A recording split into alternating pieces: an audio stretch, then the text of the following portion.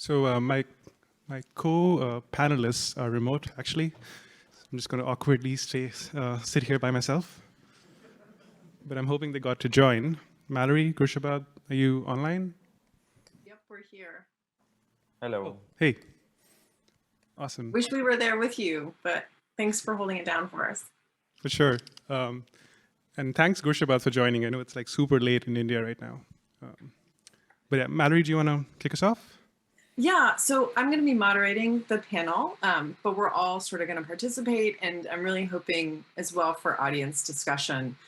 We'll leave 10 minutes for Q&A at the end, because this is presenting or discussing a work in progress that could really benefit from more review and more thinking from experts like you all on privacy and security, and how those things can sometimes come into tension with what's best in the public interest. And so let me back up. We're going for this session to I'll present an overview of what we're going to do, which is what I'm doing now. Shivan's going to give a little bit of background and basics around the technologies we're discussing, particularly private DNS methods. And then generally, I'll present the outline of the paper and what some of the public interest issues come into play or can sometimes be at conflict with these new privacy preserving protocols. Then we're taking a couple of those. There are about 5 or 6. Shivan's going to do a deeper dive into what are some of the tensions with consolidation and competition issues. And then Gurshabad's going to pick up on another point that's particularly interesting in his field of work, which is the censorship and the backlash that can sometimes come as part of new privacy protocols being rolled out. And then we have a few follow-up questions to sort of go a little bit deeper on what we've been thinking about for the last few years on this topic.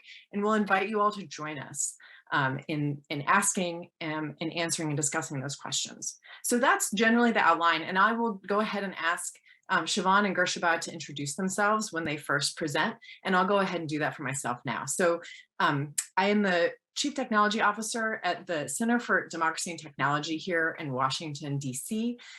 Over the past several years, I've participated in the Internet Engineering Task Force and a few other internet governance fora, especially where there are technical considerations, design considerations that have something to do with human rights. I currently chair a research group at the IRTF, Internet Research Task Force on Human Rights Protocol Considerations. And not long ago, I was appointed to the Internet Architecture Board. With that, I'm going to hand it over to Shivan, who's just going to go ahead and do some scene setting with some of the technologies that we're going to be talking about, just to give everybody a baseline understanding of what those are. So thanks again for coming. Go ahead, Shivan. Yeah. Thanks, Mallory. So hi all, I'm Shivan. I work on privacy at Brave, but previously worked on DNS privacy at Salesforce, where we were working to standardize DNS zone transfers over TLS.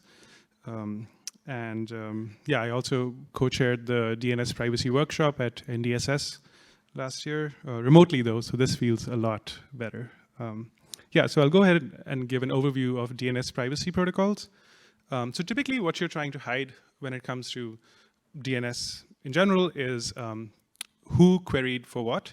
So even though the DNS, the information is public, it is actually pretty sensitive. The fact that a particular client is querying for a particular website. So when we talk about DNS privacy in the session, and generally I think when people talk about DNS privacy, that's what they're referring to. So there are different protocols that are involved in the space. So there's DNS over TLS and there's DNS over HTTPS. And these are, I guess, 2 of the older ones and more famous ones. So the main difference between DNS over TLS and DO is that, importantly, that DNS over TLS operates over a specific port 853, which means that it's extremely simple for a network admin to block all DNS traffic, all encrypted DNS traffic. And DNS over HTTPS, on the other hand, mixes in your DNS traffic with your HTTP traffic, which makes it a lot harder for someone trying to block to fine-grain block just the DNS queries. And there's most major web browsers today ship with DNS-over-HTTPS support, but they differ pretty widely in how aggressively they switch it on by default, or how aggressively they look for do discovery for when it comes to DO resolvers. And there's also the recent DNS over quick mechanism, which is basically pretty similar, but it's DNS over quick, and quick is the new encrypted transport layer. But it's very similar to DNS over TLS in the sense that it also operates over a dedicated port, so it's similarly easy to block. And the issue in kind of these protocols is that the resolver you're talking to comes to know the IP address and the DNS query. So even though my query from my laptop to Cloudflare or Google or your local ISP, even if that is encrypted, my ISP or Google or Cloudflare still come to know my IP address and what query I did. So you kind of need to trust your resolver here. Oblivious DNS-over-HTTPS, or ODO, was kind of invented to solve this problem based on academic work previously. It was developed by Cloudflare and Apple and Fastly a couple of years ago. And the approach is slightly different, where the resolver gives a public key to the client, and the client encrypts their query and then sends it to a proxy. And the proxy, all the proxy does is forward this query to the resolver. So the two parties involved here, the proxy and the resolver, no one party comes to know both the client IP address and the query. So you're kind of delinking those two things. So that's how ODO is different from the other DNS proposals. And this is interesting because it also kind of muddles up the trust model that you need to have, because now you need to, you're not trusting any one entity, so it's good in that sense, but you're also kind of hoping that these two entities are not colluding together or cannot be coerced to collude together by a government or something. And ODO is actually pretty widely deployed because Apple ships it in their private relay for all DNS lookups. And yeah, that was my intro. Yeah, thanks, Shivan. And so I guess then the next question is, what is it about these privacy preserving techniques for hiding the DNS that have got people so rattled up about some of these public interest issues? And I think we don't have to do a super deep technical analysis to just speak at a high level about how disrupting the ability to not just intermediaries like your resolvers or your ISP, but this also can happen for user agents and other parts of the technology stack that now can't see domain lookup data. And because DNS had for a very long time been totally in the clear, there were a lot of things that depended on that data or that worked because of it, including nefarious things like censorship. But there are other things in the public interest that were actually a positive that also worked on that or relied on that information. And so I wanted to just then talk about what those tensions are, which is in our paper. We go into a lot more detail. And then, of course, we're going to take in turn to specific issues around consolidation of the service provision and then reactionary censorship measures with Shivan and Gershabad in turn.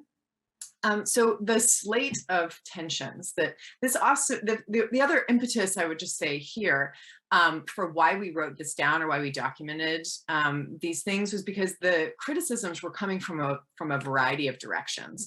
So as folks who were interested in seeing these privacy preserving protocols get wide adoption, lots of folks sort of pushing back against them were saying that they were doing it in the public interest, but were not always demonstrating that, or we're not always coming actually from civil society perspective or a sort of human rights perspective. For example, governments and others who maybe had ulterior motives for wanting to slow the adoption of these. So we wanted to write down what these tensions are so that we could also help resolve them so that we could get wider adoption. That is actually the goal, and to approach them approach the resolving of these tensions from the public interest. So they are, in turn, the first is around internet measurements and internet research. So using the DNS to understand even censorship, ironically, and many other things relied on the DNS. So once this sort of has become hidden from maybe browser applets or other techniques that researchers are using, they had to find new techniques. As I mentioned, as we're going to talk about more, it consolidates service provision. So as Shivan noted, you really have to trust your resolver. For some people, that means it is not their ISP. And as our devices move with us around town, around the world, we then are maybe fixed to the same resolver always, even if our ISPs are changing. So there's a bit of a consolidating effect there. And that in general, anti-competitive and not public's best interest. It also makes abuse mitigation harder. There's a lot of sort of spam, malware, other kinds of detection that has traditionally been done at the DNS level. And so once all of that data gets hidden from various intermediaries, that abuse mitigation becomes much harder. And we don't want spam or malware. So that's, again, another important tension, keeping users safe. This one is more recent for us to acknowledge, and we were hoping we would have someone on the panel to talk about it more in depth. So it still remains a bit of a gap for us, but there are a variety of third-party or add-on sorts of tools that often act at the user agent level for the purposes of accessibility or usability improvements that can be disrupted by this. So the tension between privacy respecting protocols and accessibility tools is something that we would like to learn more about. We document it in our paper, but as I mentioned, we'd love to dive a bit deeper into that. And then the last one that we discuss is around internet shutdowns and censorship measures in response to these protocols. So it's really important work to make protocols and the internet in general more privacy respecting for users. And privacy and censorship are often two sides of the same coin. If you can't tell who someone is or what they're looking at, it's harder to disrupt accessing that information. And so it can provoke sufficiently motivated censors to take on even more extreme measures to keep information from people or to keep people from information, however you want to slice that. And so it means that without a sort of clear vision for how this might, provoke greater action or put more people actually at risk of having their communications interrupted, this can be a consequence. So it's important to, I think, discuss this and confront it so we can avoid it better than we did with private DNS. And I'm sure Shivan will talk about that later, than we did this time. So with that, I want to hand it back now to Shivan to go deeper into consolidation and these particular technologies around private DNS and how we might also resolve them. Thanks. Yeah. So I think it's interesting for DNS, but also just generally for privacy tech to examine how much we depend on consolidation for privacy benefits. So as an example, I mentioned Oblivious DOE, and Oblivious DOE, as it's deployed today, was inspired by academic work. And it was called Oblivious DNS at the time. And I think Emily Stark from Google pointed out that it's interesting to see how much the academics bent over backwards to make sure that their scheme fit onto the existing DNS infrastructure, because they didn't want to. They thought that was the best chance of making sure that it achieved a lot of adoption, but then it didn't really get a lot of get a lot of adoption. But 2 years later, Cloudflare was inspired by this idea, they just changed their resolver, and they happened to run one of the largest public DNS resolvers. They just changed it, so fundamentally added a new thing to the DNS, and suddenly, most of the internet can use this privacy-respecting protocol. So consolidation has its benefits. Platforms are extremely, can rapidly roll out privacy features.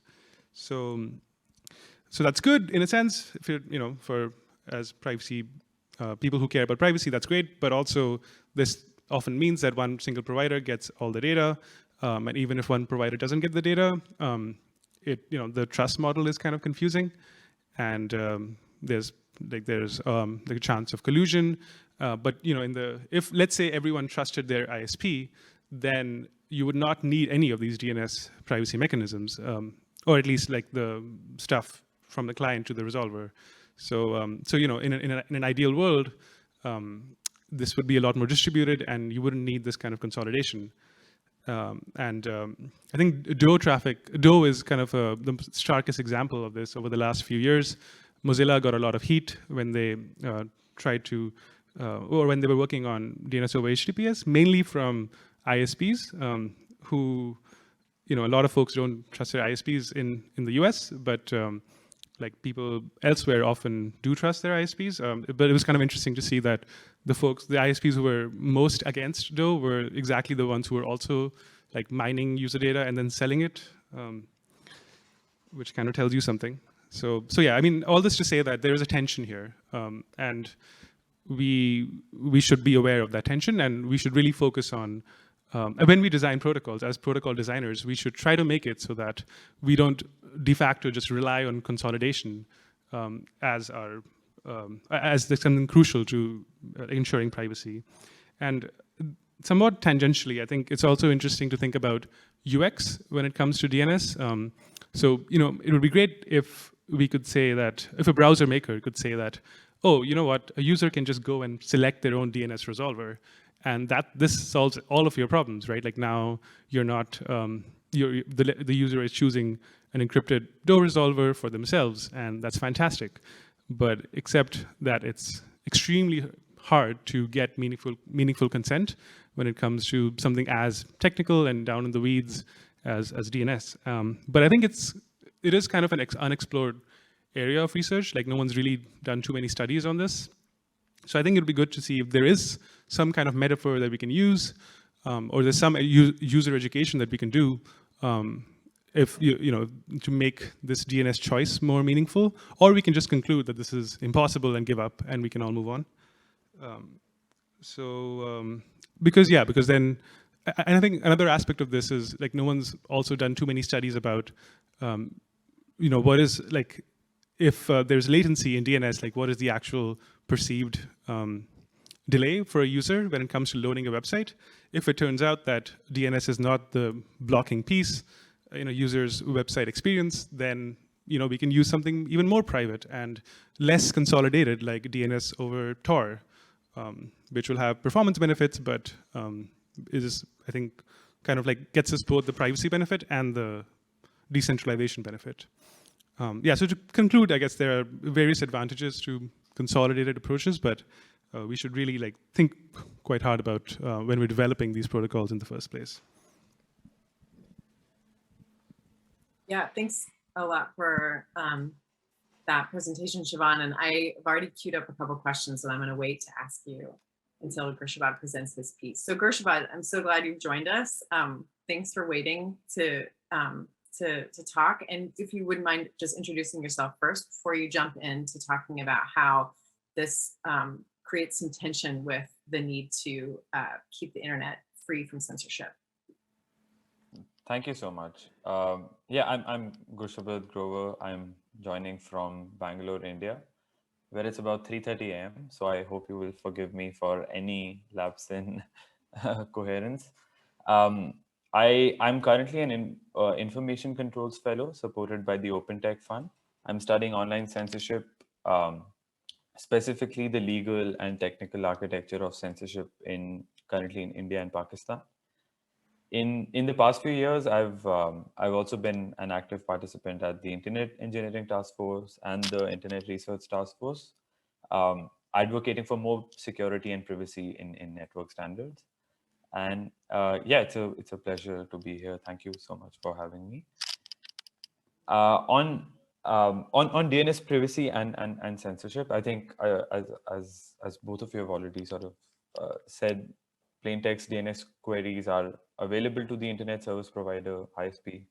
Even if you're not using your ISP's DNS server, the ISP can have like middle boxes that can keep track of these plain text queries. So this information has been,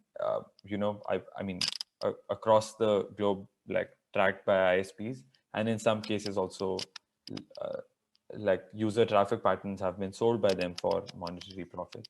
So the link to the government is also important. Using information access and surveillance laws, your government has access to this information, and so directly or indirectly, governments can see a list of websites or web services that you have used or visited. And generally, private DNS, at least historically at the IETF, the conversations also are centered around this loss of privacy, which is great. And the direct link that Mallory, you just mentioned, is the fact that plain text DNS queries then have not been just a matter of privacy loss, but also directly affecting the right to freedom of expression and the right to access information for people in many countries. Generally, anything visible to the ISP can also be used by the ISP to stop connections to it, right? And so ISPs and state-controlled infrastructure in many countries have censored information based on DNS by tampering the response. So what should we expect from these countries when there is widespread deployment of private DNS protocols like DOT and DOH?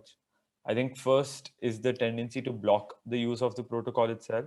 And this tendency applies particularly to countries which don't just block specific content, but are also keen on blocking privacy preserving technology or censorship circumvention tools. And as Shivan said, DOT works on a specific port number, so it's rather easy to block.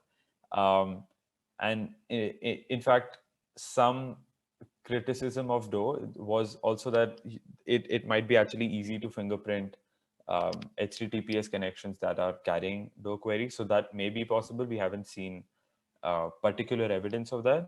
DOT blocking, we've already seen.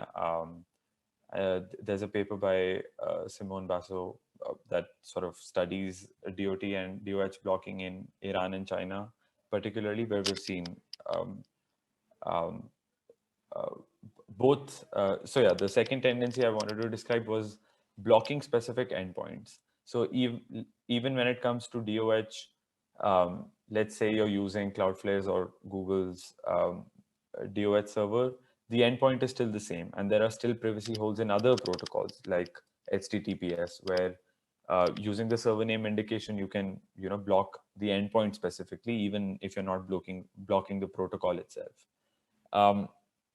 And again, so both of these tendencies, we've already seen evidence that the censorship is happening at these levels.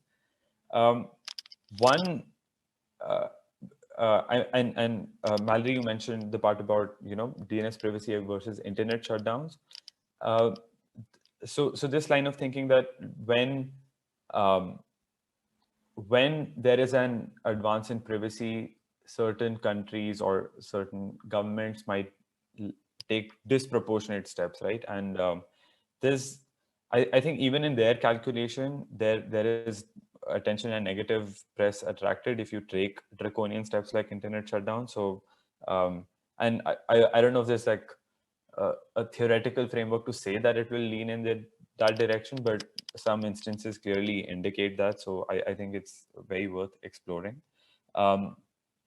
Specifically, if we look at the history of like just online censorship in general, as we saw more HTTPS deployment, what it meant is rather than the government telling the ISP to block facebook.com/post/something, they contacted Facebook directly and asked them to block it, right? Even though ISPs are more willing to comply with local law because they're usually operating with licenses and more stringent regulation. And in this case, we haven't seen this yet, but there's no reason the government cannot go to a private DNS server, whether it's operating on DOT or DOH, and say, tamper your response for this country, right? And this is actually easy. I mean, if you're in touch with that company, it's rather an easy request to make, which I think we will also see more of now that private DNS deployment is increasing. So yeah, and yeah, I think later we can also explore like the trends of whether we can expect even more sort of draconian responses. Thank you.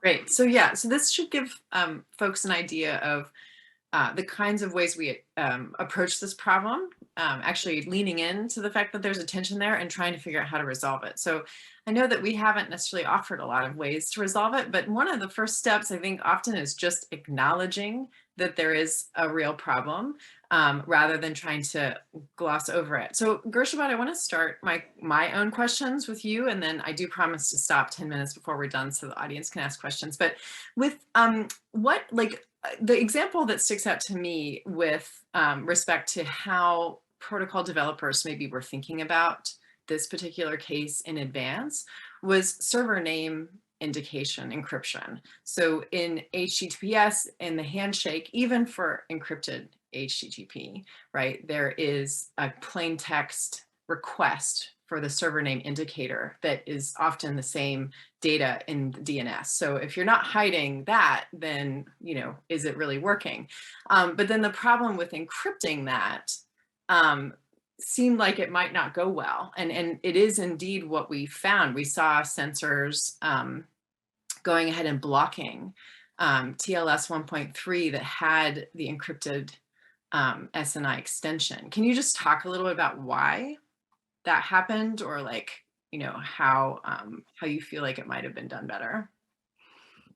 Yeah, for TLS and encrypted SNI and now encrypted client hello, I think I would say it was almost expected, like both problems were called out. The first problem being do not stick out, which was how do we make this privacy extension not appear not any different from previous traffic, right? So that it cannot be censored separately. And this part of the problem when it came to encrypted SNI hadn't been figured out. And then there was evidence that from China that any TLS traffic that was using an encrypted SNI was dropped because the do not stick out problem was not solved. The second thing I think it relates to is what becomes infeasible for a censor to block, right? And that that's a problem about critical mass. If so, for example, TLS 1.3, I think it was so quickly deployed, even though there were so many advances from TLS 1.2, not many countries actually ended up blocking TLS 1.3, the protocol itself, because there was such a rapid shift, there was such consensus and momentum that it was impossible.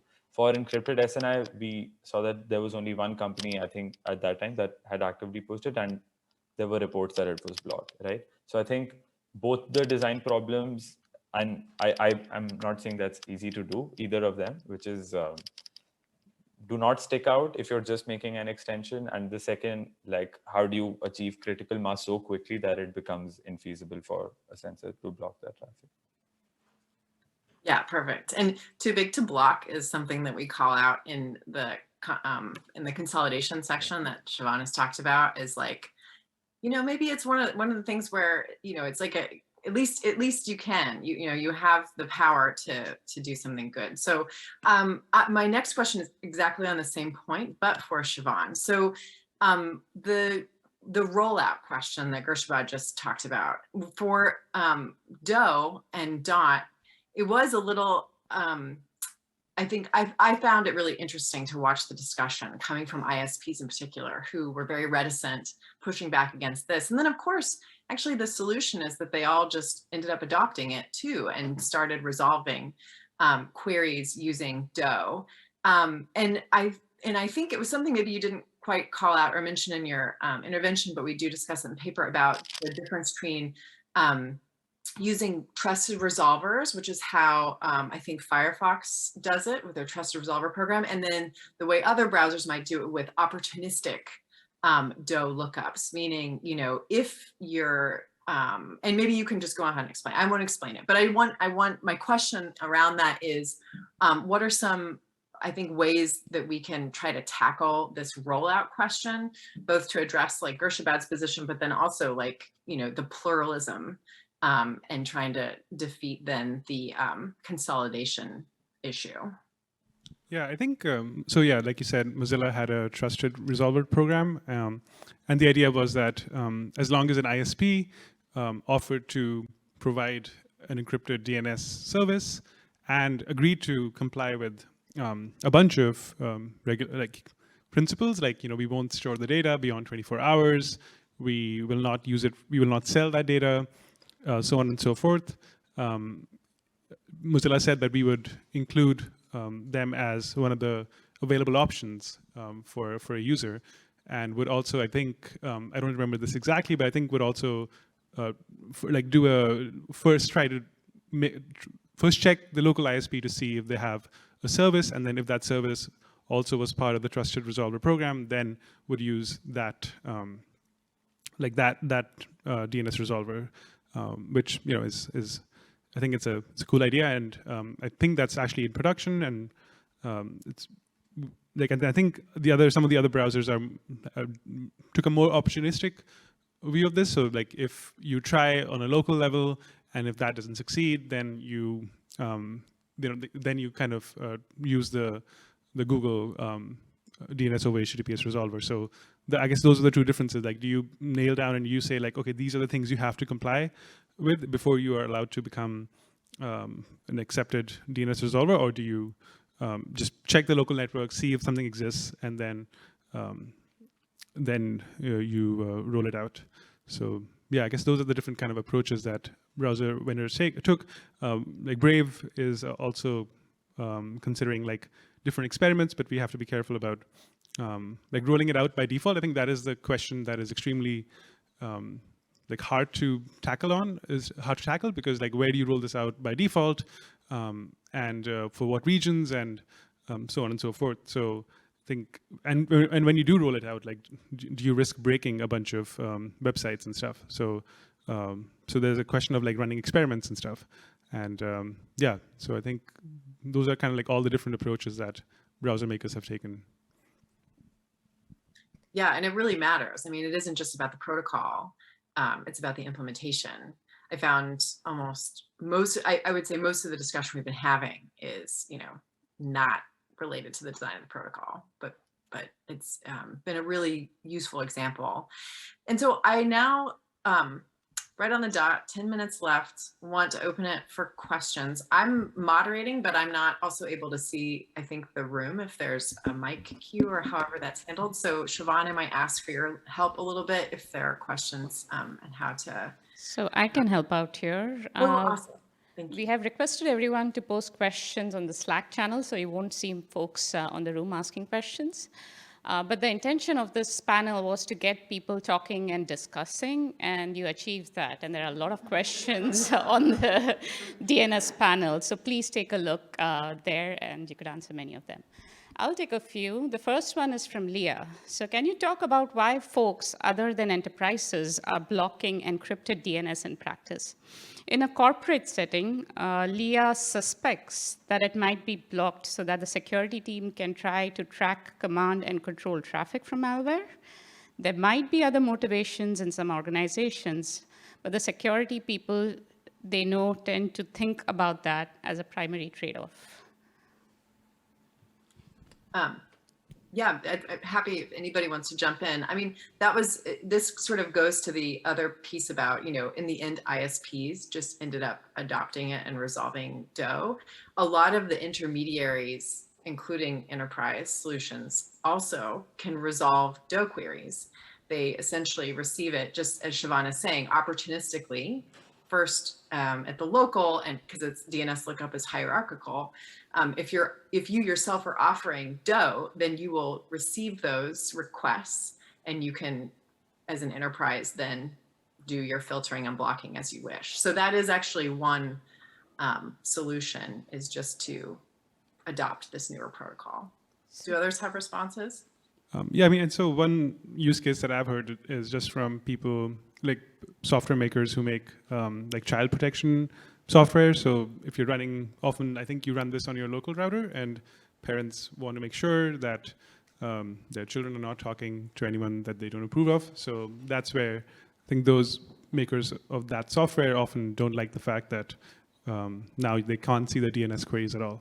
So that's another, I guess, use case. And but yeah, I think the primary one that I've heard as well is like a security versus privacy trade-off. You're trying to identify malware, and now you can't do that anymore. And Jeffrey also adds to this point that they have seen organization play games with subverting TLS in the name of security. They have a legitimate case for wanting to know what goes into and out of their network, but security trade-offs for subverting security mechanisms are enormous.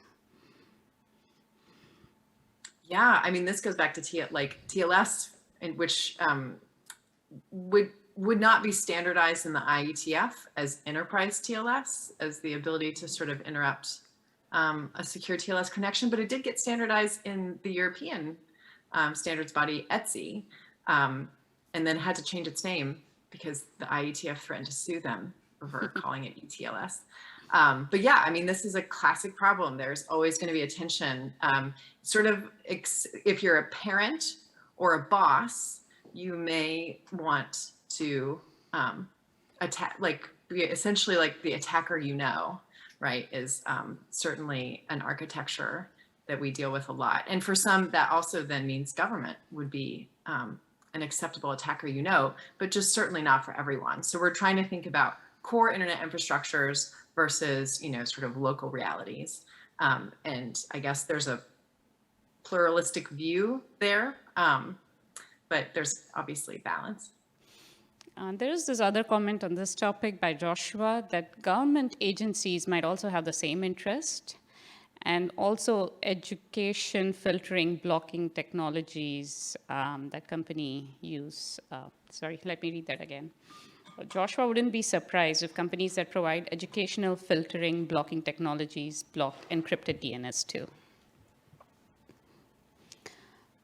So the next question here is someone maintaining a list of ISPs with respect to DOT blocking? It's a good question. I know there's the opposite answer to the question you didn't ask is there's a group of ISPs that participate in a group around the encrypted network. So there are a bunch of the large providers you would imagine on both sides of the Atlantic. I don't recall if there are ISPs from Latin America, Asia, or Africa that participate in this group, but essentially, yeah, there are sort of cross company learning group that are actually trying to adopt as best they can encrypted technology so that many of them can maintain their own surveillance, filtering, and so on and so forth. But I mean, at the end of the day, these are sort of marketing products. There are now alternatives for users if they don't trust their ISP. But I think it's a positive step that there are some ISPs out there that are explicitly trying to do the right thing and hold on to their business model, which their users may or may not know about or agree with. But yeah, I think maybe Gershabad, this question is really for you in terms of being able to track and document known censors throughout the world and how they're censoring things. Yeah, I mean, all ISPs in a country like India will be censoring certain traffic because they're obligated by the government to do so. And I mean, this is true for many countries. I think there was pushback against DNS, like private DNS protocols by certain internet service providers. And there was, I feel that the second set of conversations that a part of which Shivan was also describing about like discovering equivalent encrypted resolvers in your own network is almost like a ISP saying, how do we sort of reconcile with this reality that DO and DOT are like, deployed now. I would say from the censorship angle, you might be happy about it, right? Like you can say, oh, I'm no longer actually providing DNS services, so I no longer have to censor them. I might have other censorship infrastructure in place. Yeah, the thing I said earlier about now private DNS servers receiving censorship requests, I think this I mean, again, this is a prediction. So, but I think this will happen sooner or later. And after like a list of censorious like ISPs, which we now have because of like measurement databases like UNI, etc., we would also need like information about what DNS servers, like, and I specifically mean third party, which are not affiliated to any ISP, are censoring traffic, right? And in which country? If you're a server, you can you can sort of geographically scope your censorship, and we will need like another tracking mechanism for that. Nicole is wondering, in the oblivious DNS over HTTPS, who would own or control the proxy service? The same org running the resolver? So it's supposed to be a different organization. And it is actually pretty crucial that the proxy is a different organization. Otherwise, the whole thing kind of collapses. Because the whole privacy benefit here is that you're not trusting any one entity. You now, I guess, are trusting two entities. But you are, you can kind of rely on the fact that not one party can see everything. So as long as those two organizations don't collude, your privacy is maintained. What's the biggest hurdle in wide adoption of DOH or DOT? This question is by Beros, and he's wondering, do operating system browsers have a role to play to set default DNS resolvers? Yeah, this was one risk that we probably don't treat enough in our paper as such, which is that once all applications out there start setting their own DNS resolvers, it gets a little bit messy. And probably the best sort of, and this is why we also try to make a determination in certain of these cases of tensions between DO, DOT, encrypted SNI, et cetera, because the solutions are different, the technologies are different, but in general, it seems that, using DOT, for example, so DNS over TLS at the operating system level would maybe give users the most control and leverage over all of, their entire environment. You only have to set that once. And so if you have a strong trust relationship with a resolver, that might be your best bet. But then that doesn't mean that other applications couldn't override that essentially and do DNS queries differently. So it is a thornier issue. It's a very keen question. And I don't know, other than trying our best to sort of prescribe best practice and implementation of these things, exactly how to resolve it or fix it. So Webhost shared. If I make sorry.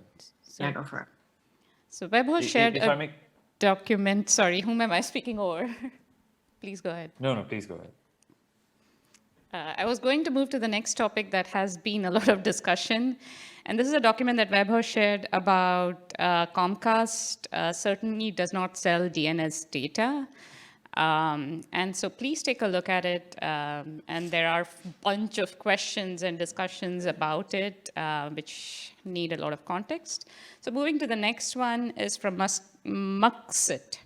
How do services like iCloud Private Relay impact the discussion around DNS privacy? For iCloud Private Relay. I'm from Apple, and so this is one of my teams. So.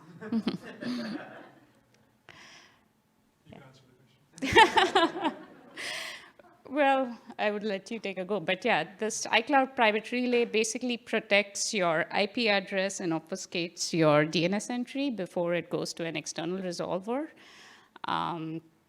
And so there's more details in the document, but how would that affect your analysis of DOT and having a secure DNS or a secure and private DNS? So, so Apple does, the Private Relay does use Oblivious DO, right? I guess, like I mentioned, I think this is, it was developed specifically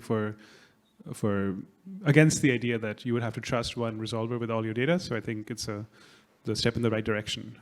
It's just that, like what proxy you use and who do you trust then, I think is very interesting and kind of unexplored, like what that means for user choice and user consent, because, if I use a browser, let's say, maybe you could argue that I have consented to using that browser and I have a trust relationship with that browser. But if my browser then uses something else on the back end like that, and then not only do they use a different backend, but they use 2 different servers, that this is just getting extremely complicated now. So yeah, I think that's what I would say to that. Yeah, I think there's also furthermore interesting discussions on DOH over Tor, and a lot more other interesting, it's still going on. So please take a look at the Slack channel. And someone said that they need a t-shirt called DNS is not dead. I completely support it. So yeah, we are at the end of this session. Thank you so much for this wonderful panel.